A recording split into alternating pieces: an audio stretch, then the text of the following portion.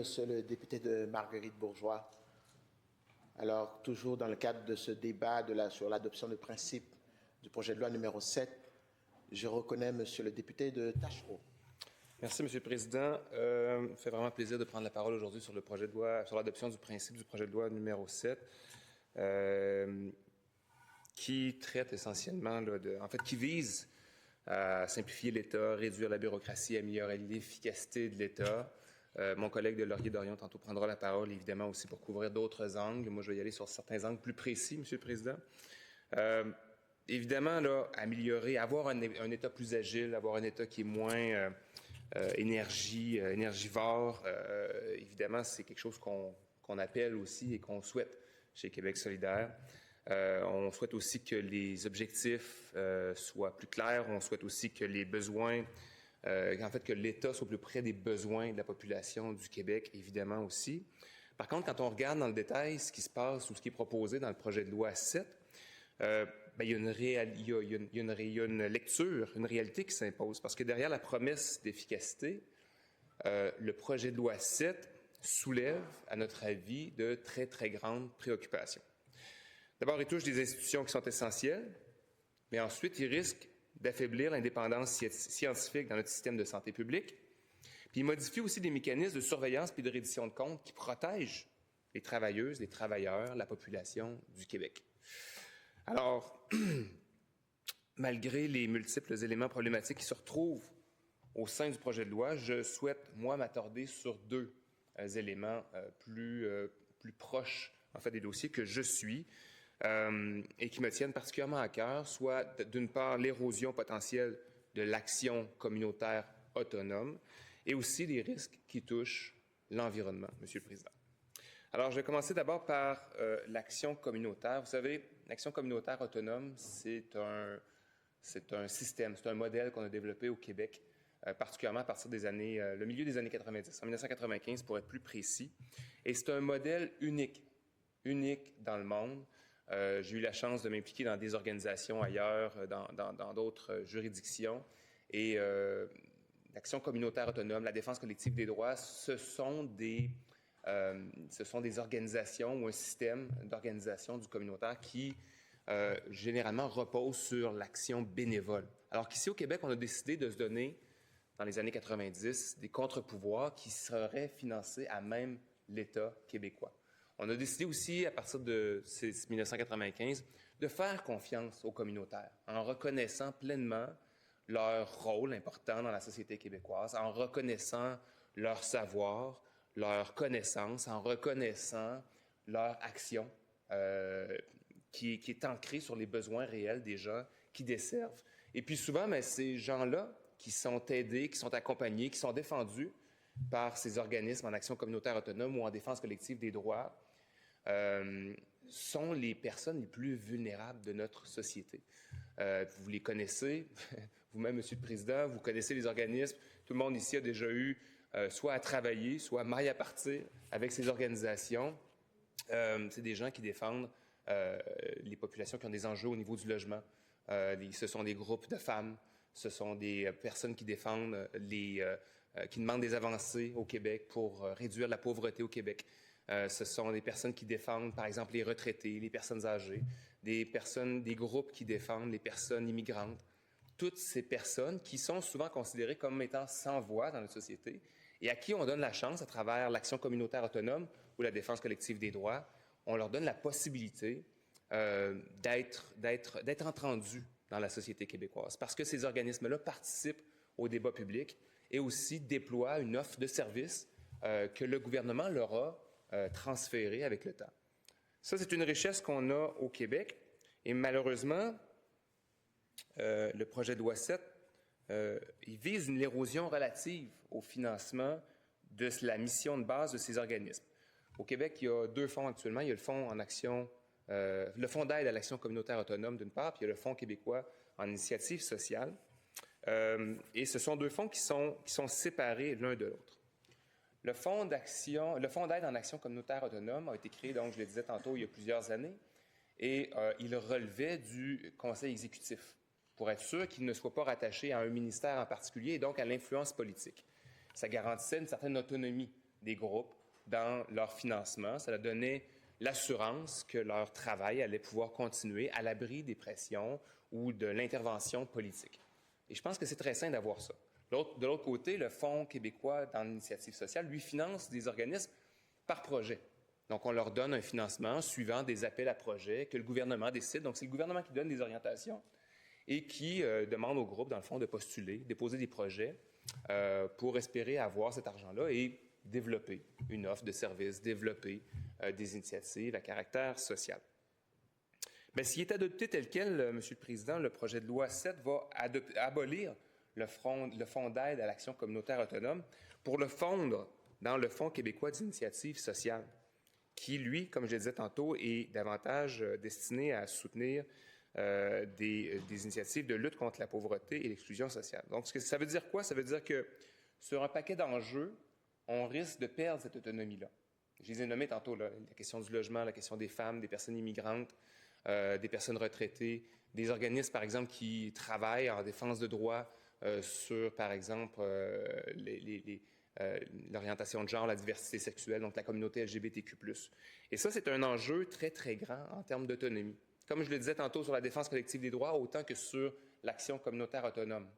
Moi, je pense que, puis peut-être parce que j'ai un petit défaut, parce que je viens de ce milieu-là aussi, là, j'ai travaillé pendant de nombreuses années dans des organismes qui étaient financés justement par le Fonds d'aide à l'action communautaire autonome. Je pense que c'est une richesse qu'on se doit de protéger. Puis, on en a parlé beaucoup, tu sais, même de juste d'un point de vue, là, même pas sur le fondement là, de l'importance de préserver cette autonomie-là chez les groupes communautaires financés par ce groupe-là. Il y a toute la question de est-ce que ça sert vraiment à améliorer l'efficacité de l'État? Je veux dire, on va continuer à avoir autant d'organismes à gérer, on va continuer à avoir autant de projets à subventionner. L'efficacité de l'État, là, elle n'est pas là. Elle n'est pas là. Encore une fois, ce que j'aimerais, c'est qu'on continue à faire confiance aux gens qui sont sur le terrain. Les gens qui travaillent dans ces organismes-là, là, ils connaissent leur terrain comme pas un. Ils connaissent les clientèles qu'ils desservent, ils connaissent les particularités, ils savent comment intervenir. Puis ils sont aussi une voix, comme je le disais tantôt, pour les sans-voix du Québec. Alors moi, ce que j'ai peur, en fait, c'est qu'à travers ce désir de simplification que je n'arrive pas à concevoir, je n'arrive pas à voir, parce que pour vrai, il va y avoir juste 2 fonds fusionnés en un, il va y avoir autant d'organismes. La seule différence, c'est qu'il va y avoir un directeur général du fonds plutôt que 2. C'est peut-être la seule efficacité qu'on va aller chercher, mais dans les faits, ce sont des choses qui sont fondamentalement différentes. Donc, tout ce que je vois dans cette opération-là, Monsieur le Président, c'est un affaiblissement potentiel d'un contre-pouvoir important et d'une compréhension aussi autonome de la réalité du terrain qui aide les personnes les plus vulnérables au Québec. Donc, je vois là vraiment quelque chose de très, très dangereux pour le Québec, Monsieur le Président. Je pèse mes mots, là. C'est quelque chose qui est dangereux. Quand on affaiblit l'autonomie des organismes sur le terrain et quand on affaiblit les contre-pouvoirs, on est sur une pente glissante, Monsieur le Président. L'autre enjeu sur lequel j'avais dit que j'interviendrais, c'est la question de l'environnement. Alors, pour un projet de loi qui est censé toucher l'efficacité et l'agilité bureaucratique, j'ai été très surpris de voir un très grand nombre de groupes environnementaux soumettre des mémoires lors des consultations particulières. Alors, d'abord, il y a plusieurs choses, il y a plusieurs trucs qui sont mélangés en même temps, là, Monsieur le Président. Là, d'abord, il y a la question du fonds vert. Le fonds vert, qu'on appelle le fonds d'électrification et de changement climatique, là, je veux vraiment porter, on l'a répété, mais je tiens à le redire aujourd'hui, le transfert des surplus accumulés dans le fonds vert, 1,8 milliard, vers d'autres fonds. Le fonds des générations ou encore le fonds des transports terrestres là, pour construire ou entretenir des routes, c'est un grand risque pour le Québec. On est en retard sur l'action climatique au Québec. Prendre ce 1,8 milliard-là et l'affecter à autre chose que la transition climatique ou que l'adaptation climatique, c'est un geste qui n'a pas sa place. Il y a des organismes, on en a entendu là, sur les consultations sur les cibles, la réduction des...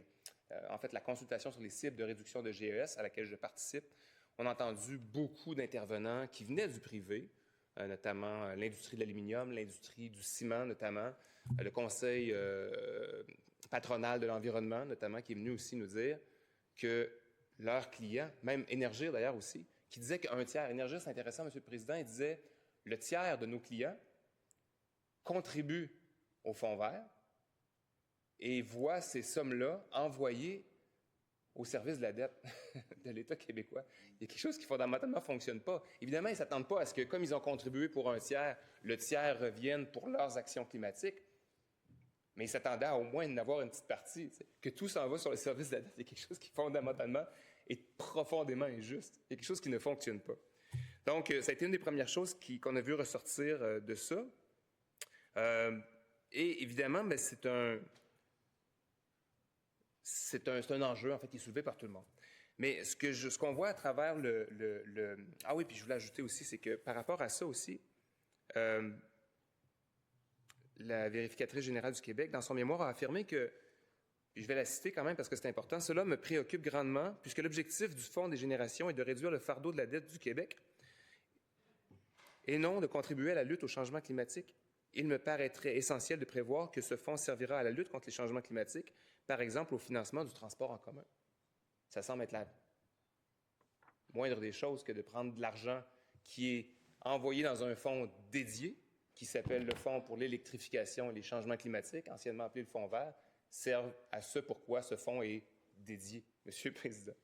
Mais pour revenir au projet de loi 7, il y a une autre chose qui est assez importante, c'est que, puis en même temps, le gouvernement peut-être viendra, pendant l'étude détaillée, confirmer ou infirmer l'interprétation qu'on fait des articles, mais on note, nous, qu'il y a un affaiblissement des mécanismes d'analyse, de planification et de surveillance environnementale. Parce que dans le projet de loi, là, je n'ai pas le libellé exact sous les yeux, mais ce que le projet de loi fait, c'est qu'il vient réduire, en fait, la reddition de comptes qui est faite, notamment là, sur le bilan des mesures qui sont mises en œuvre en matière environnementale, en matière climatique, notamment dans le plan de mise en œuvre du plan pour une économie verte.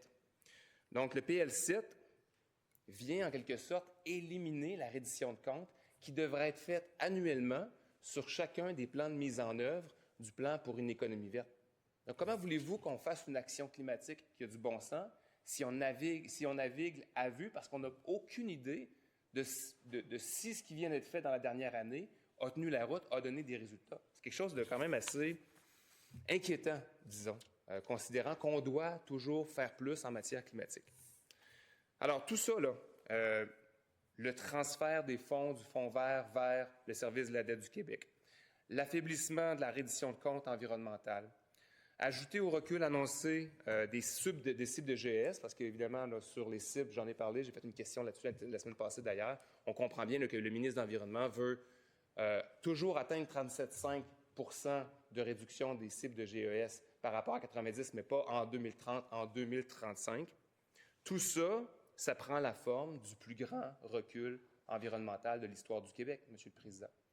On a toujours été des leaders en matière d'environnement. À partir du moment où on a fait le choix de l'hydroélectricité au Québec, la nationalisation, de la création d'Hydro-Québec, on est devenus des leaders en environnement. Là, on reculerait là-dessus. Ça n'a aucun bon sens. On est en train de dilapider notre héritage environnemental, M. le Président. Alors, en conclusion, oui, c'est une loi qui, officiellement du moins, vise à réduire la bureaucratie, à accroître l'efficacité de l'État. En même temps, nous, ce qu'on voit, à tout le moins sur les enjeux qui touchent les organismes communautaires qui défendent et qui accompagnent les personnes les plus vulnérables, et de l'autre côté, les enjeux environnementaux, en fait, on voit un effritement au niveau des contre-pouvoirs qui sont essentiels dans une démocratie, M. le Président. On ne peut pas se passer de ces contre-pouvoirs-là qui sont essentiels pour le discours public, pour s'assurer que comme État, comme gouvernement, on ne laisse personne derrière. On fait notre job en matière d'environnement et on garde les plus vulnérables dans le viseur pour s'assurer que personne n'est échappé au Québec. Alors moi, j'invite vraiment là, la partie gouvernementale à faire très attention à ces deux aspects-là. L'enjeu de la fusion des deux fonds, le fonds d'aide à l'action communautaire autonome avec celui des initiatives sociales. De la même manière aussi, s'assurer que la réduction de comptes en environnement ne disparaîtra pas. Merci, M. le Président. Merci, Monsieur le député de Tachereau. Nous sommes toujours dans le débat sur l'adoption du principe du projet de loi numéro 7.